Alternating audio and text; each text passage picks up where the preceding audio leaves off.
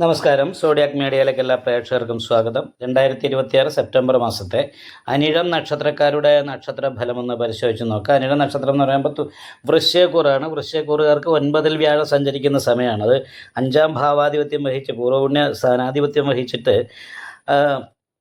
ഭാഗ്യസ്ഥാനത്ത് ഉച്ചബലവാനായി നിൽക്കുന്നത് കാരണം കൊണ്ട് നല്ല ഭാഗ്യം അനുഭവിക്കാനായിട്ട് യോഗമുണ്ട്.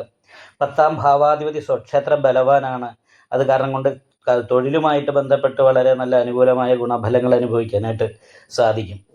അതേപോലെ സധനോന്ത്യം എന്ന് പറയുന്ന യോഗം ചെയ്തിട്ട് 12-ൽ ശുക്രൻ നിൽക്കുന്നുണ്ട്. അപ്പോൾ ധനവാനാകാനുള്ള യോഗമുള്ള സമയമാണ്. അതുമാത്രമല്ല, ശ്രീസുഖം പോലെയുള്ള കാര്യങ്ങൾ, വാഹന സംബന്ധമായിട്ട് അനുകൂലാവസ്ഥ അത്ര പ്രതീക്ഷിക്കാൻ പറ്റില്ലെങ്കിലും ശ്രീസുഖം പോലെയുള്ള കാര്യങ്ങൾക്ക് യോഗമുള്ളൊരു സമയമാണ്.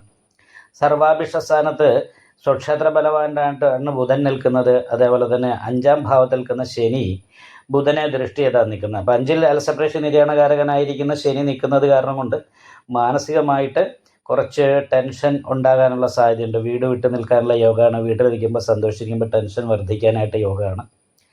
അപ്പോൾ അത് കാരണം കൊണ്ട് ഭവന സംബന്ധമായിട്ട് അത്രയൊരു അനുകൂല അവസ്ഥയല്ല.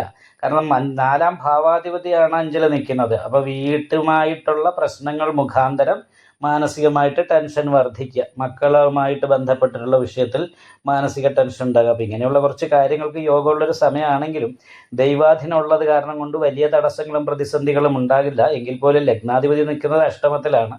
അപ്പോൾ അത് കാരണം കൊണ്ട് സ്വയം നല്ലത് എന്ന് വിചാരിച്ച് ചെയ്യുന്ന കാര്യങ്ങൾ ചില സമയത്ത് ദോഷമാകാനായിട്ട് സാധ്യതയുണ്ട്.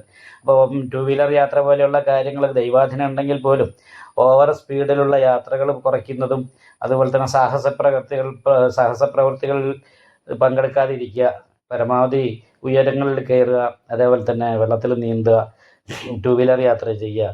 അപ്പോൾ ഇങ്ങനെയുള്ള സാഹസികമായിട്ടുള്ള പ്രവൃത്തികളൊക്കെ ചെയ്യാതെ ഇരിക്കുന്നത് നല്ലതാണ്.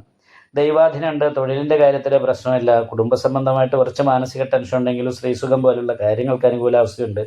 വിദ്യാർത്ഥികളെ സംബന്ധിച്ച് സർവാഭിഷ്ട സ്ഥാനത്ത് ബുധൻ നിൽക്കുന്നതാണ്. പഠിക്കുന്ന കാര്യത്തിലൊക്കെ അനുകൂലമാണ്. പഠന കാര്യത്തിലൊക്കെ അനുകൂലമാണ്. പഠിപ്പിക്കുന്ന കാര്യങ്ങളൊക്കെ പെട്ടെന്ന് ക്യാച്ച് ചെയ്യാനൊക്കെ ആയിട്ട് സാധിക്കും. ഇഷ്ടപ്പെട്ട സ്ഥലത്ത് വിദ്യാഭ്യാസത്തിനൊക്കെ യോഗമുള്ള സമയമാണ്. തൊഴിലില്ലാത്തവരെ സംബന്ധിച്ചും തൊഴിൽ കിട്ടാനായിട്ട് യോഗമുണ്ട്. പൊതുവെ എല്ലാ രീതിയിൽ നോക്കുമ്പോൾ അനുകൂലമായിരിക്കുന്ന ഗുണഫലങ്ങൾ അനുഭവിക്കാനായിട്ട് പറ്റും. കാരണം 18 അഷ്ടമത്തിൽ നിന്നിരുന്ന വ്യാഴമാണ് ഇപ്പോൾ ഭാഗ്യസ്ഥാനത്താണ് നിൽക്കുന്നത്. അപ്പം നല്ല ഭാഗ്യത്തിന് യോഗമുണ്ട്. ഭാഗ്യസ്ഥാനത്ത് ഉച്ചബലവാനായിട്ട് പൂർവ്വപുണ്യ സ്ഥാനാധിപത്യം വഹിച്ചുകൂടി വ്യാഴം നിൽക്കുന്നു എന്ന് പറയുമ്പോൾ അത് കുറച്ചുകൂടി അനുകൂലമായിരിക്കുന്ന നല്ല ഫലങ്ങൾക്ക് യോഗമാണ്. പക്ഷേ 4-ാം ഭാവത്തിൽ ചന്ദ്രനും 5-ലെ രാഹുവും ശനിയും കൂടി 4-ലെ രാഹുവും 5-ലെ ശനിയും മാനസിക ടെൻഷൻ ഉണ്ടാകുക, അതുപോലെയുള്ള കാര്യങ്ങൾ വരുന്നത് പൂർവ്വപുണ്യ ദുരിതം എന്ന് പറയുന്ന ഒരവസ്ഥയിലാണ്. കുടുംബക്ഷേത്രത്തിലെ സംബന്ധമായിരിക്കുന്ന ദോഷങ്ങളുടെ ഫലമായിട്ടാണ്. അപ്പോൾ അത് കാരണം നാഗപൂജ ചെയ്യണം, ശനീശ്വരന് നീരാഞ്ജനം വഴിപാട് ചെയ്യണം. നവഗ്രഹ പൂജ ചെയ്യുന്ന ക്ഷേത്രത്തിൽ രാഹുപൂജ, ശനിപൂജ, കേതുപൂജ മുതലായിട്ടുള്ള വഴിപാടുകളൊക്കെ ചെയ്തു കഴിഞ്ഞാൽ ബാക്കി ഗ്രഹം, അതുപോലെ തന്നെ ചൊവ്വ അഷ്ടമത്തിലാണ്.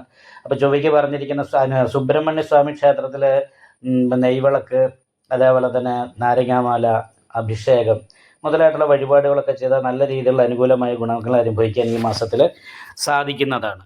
നിങ്ങൾക്ക് ഈ വീഡിയോ ഇഷ്ടപ്പെട്ടാൽ ലൈക്ക് ചെയ്യുക, നിങ്ങളുടെ അഭിപ്രായങ്ങൾ കമൻറ്റ് ചെയ്യാം. ജ്യോതിഷവുമായി ബന്ധപ്പെട്ട കൂടുതൽ കാര്യങ്ങൾ അറിയാൻ ഈ ചാനൽ സബ്സ്ക്രൈബ് ചെയ്യുക. ഞങ്ങളുടെ ഓൺലൈൻ കൺസൾട്ടൻസി നമ്പർ താഴെ ഡിസ്ക്രിപ്ഷൻ ബോക്സിൽ കൊടുത്തിട്ടുണ്ട്. ആവശ്യമുള്ളവർക്ക് കോൺടാക്റ്റ് ചെയ്യാവുന്നതാണ്.